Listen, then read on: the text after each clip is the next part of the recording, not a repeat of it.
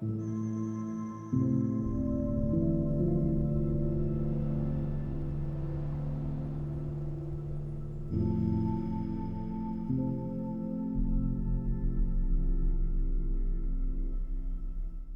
name is Candelas.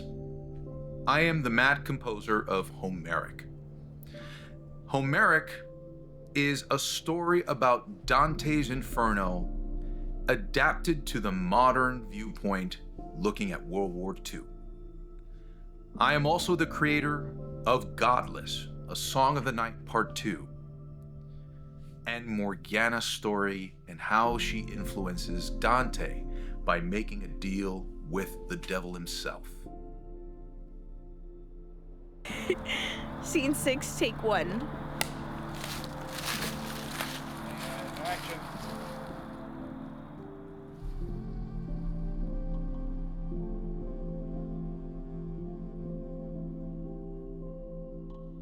Metal Mastermind is a resource for metal musicians to educate themselves and empower their musicianship, their production, and anything they do in life, really. Metal Mastermind is my creation with Jason Stallworth, my other business partner and co-founder. Now, Metal Mastermind, why is Metal Mastermind backing Homerik in this case? Well, other than the reason that metal should help metal, Metal Mastermind is seeking to do the thing that I also want to do with Homerik, which is to inspire the next generation. What better way to do that than to merge the two, to support one another? Homerik and Metal Mastermind, a conglomerate, something that pushes the idea that we have to do better. And I stand by that till the very end.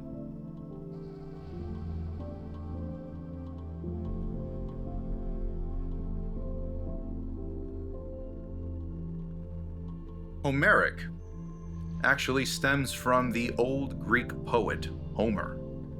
Homerik means to be epic, but not just epic, we're talking grandiose epic. Beyond your wildest dreams epic.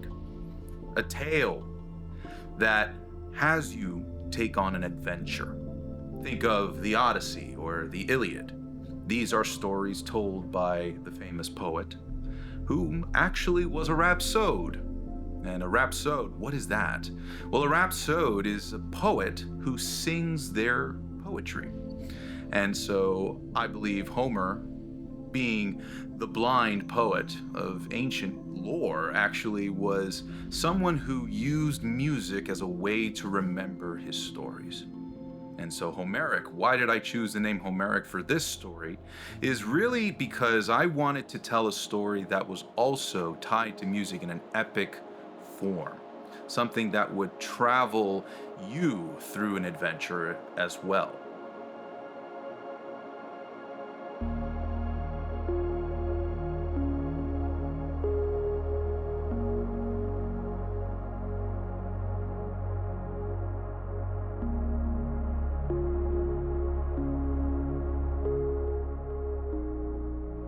One of my earliest memories with music actually has nothing to do with music at all. It starts off actually with a fan fiction I was trying to write when I was in 6th grade. And from that point forward, I actually was trying to make a video game that was based off this fan fiction, which was an adaptation of The Legend of Zelda. It was really important, that moment, because at that moment when I was making this video game, I started to feel this longing for something that was original when it came to the music that I was creating for this video game. So I took a look into this free software called Melody Assistant, where I just started to put notes together. I didn't necessarily have a really good grasp of how to orchestrate or anything like that. I had been taking piano lessons, but with this project, I really got invested, emotionally invested. And my father recognized that. He took me to the store. It was a Guitar Center. And we were just looking around, and he said, I'm going to buy you some notation software. And from that point on, the rest was history.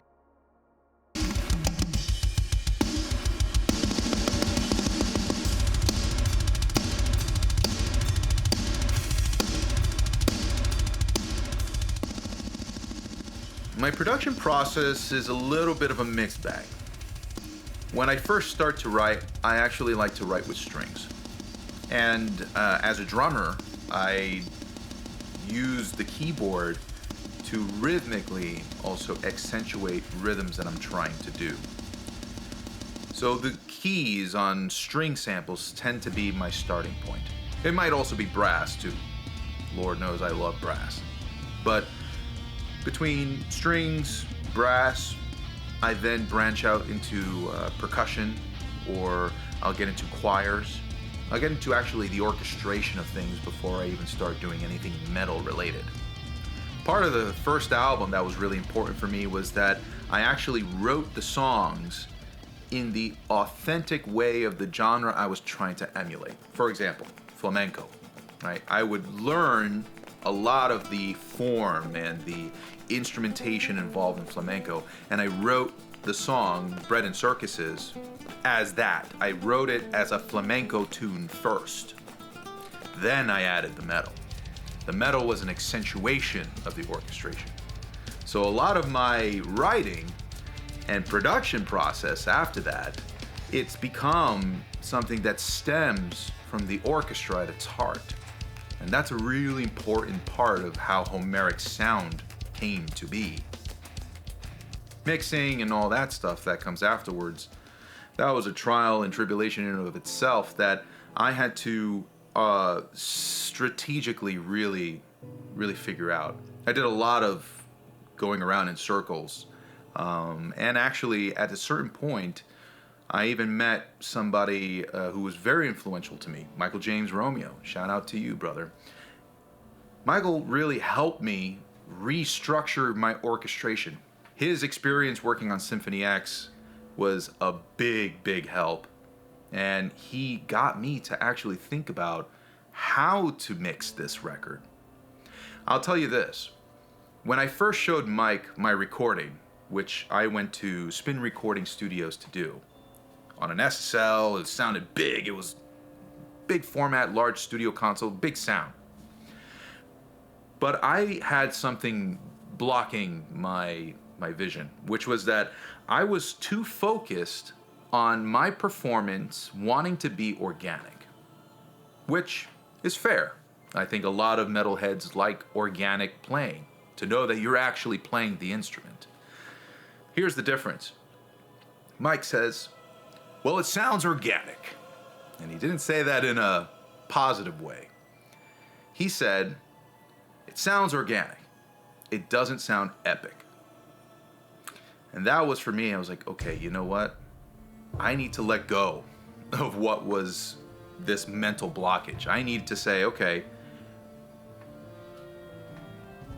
accept it. Accept the sound of what it actually is supposed to be.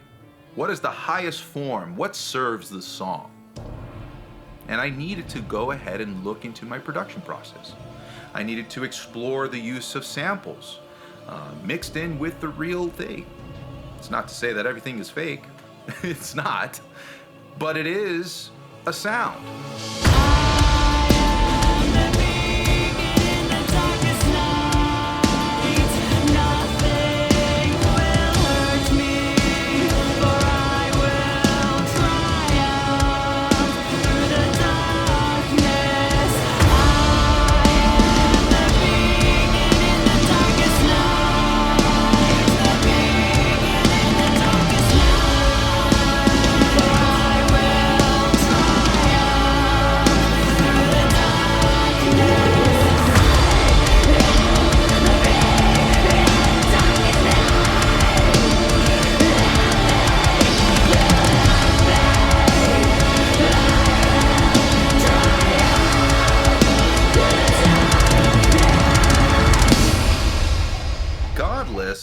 Is the story of Morgana, Dante's mother.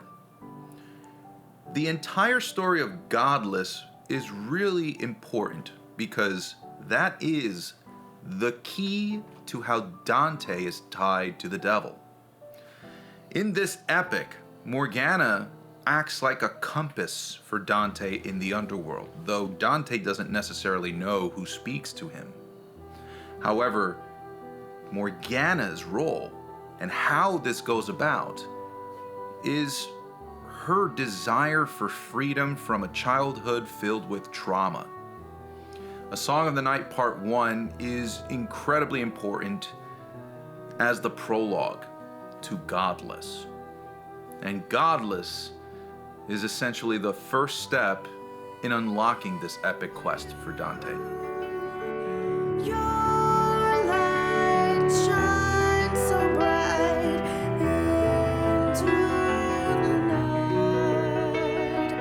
Don't be afraid of fly far away to the land of dreams, seas of fantasy.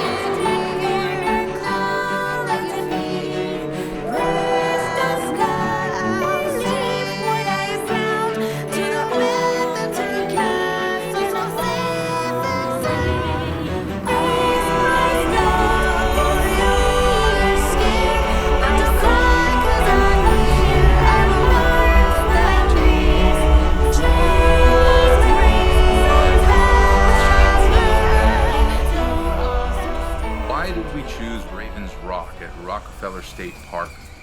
Well, that is actually because of a good friend, Jonathan Kruk. He actually recommended the place for reasons of historical importance.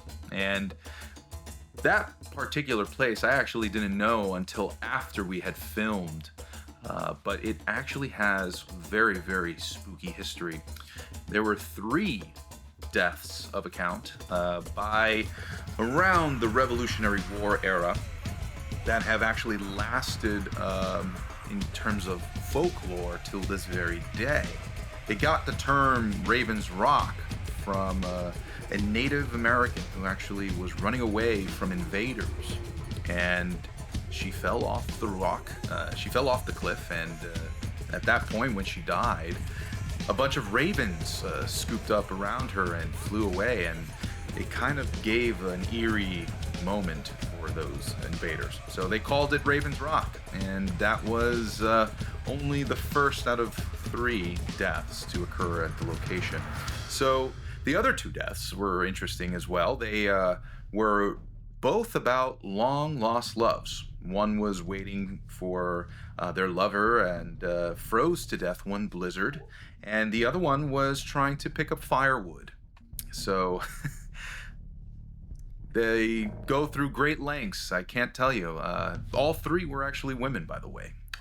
So that is the story of Raven's Rock, but why did we shoot there? And I mean, other than spooky reasons that I knew after the fact, I went to scout Raven's Rock after Jonathan's recommendation and looked at its facade, its sort of aesthetic, and it certainly gave the grounds for something very spooky, even though I didn't know perhaps maybe what it was. I think I probably felt some energy that night, but who knows?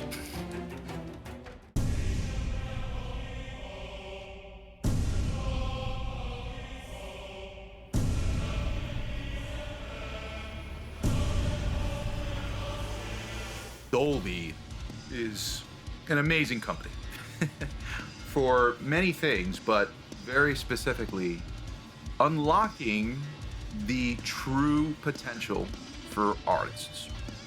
I think it's safe to say that artistic expression goes hand in hand with technology. As a matter of fact, techne is supposed to be the state of the art. So technology, right? Art Myth technology is how we bring our ideas to life. So why Dolby? Well, Dolby, especially Dolby Atmos and Dolby Vision, are two different aspects of this project that are very important. Dolby Atmos and Dolby Vision are both adaptive formats that allow my creation to be consistent from the best viewing or best audio experience you could imagine, let's say studio or cinema, down to the most basic form of a home theater. Could be just a stereo speaker, maybe even a sound bar and a small TV, right? That kind of range is so hard to master for. But what Dolby Atmos and Dolby Vision allow me to do is to create one master that is at its full extent everything I want it to be, and that is immersive, by the way. And if you're going into the Inferno, I mean, you gotta hear the Inferno all around you. And so Atmos is the way to do that. But Vision is the way for you to visually see this Inferno come to life.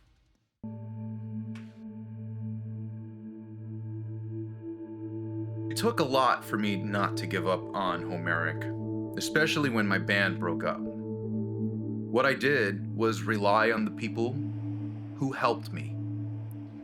They actually performed for me in certain ways that I could not.